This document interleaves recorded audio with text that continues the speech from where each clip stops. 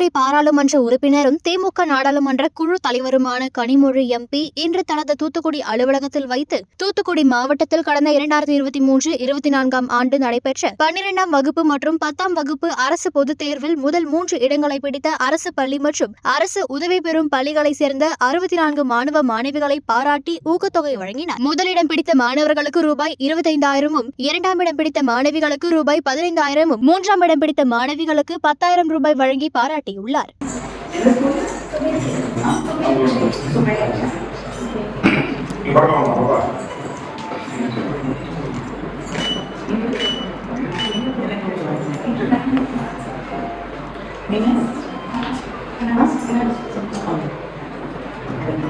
All the best. Okay.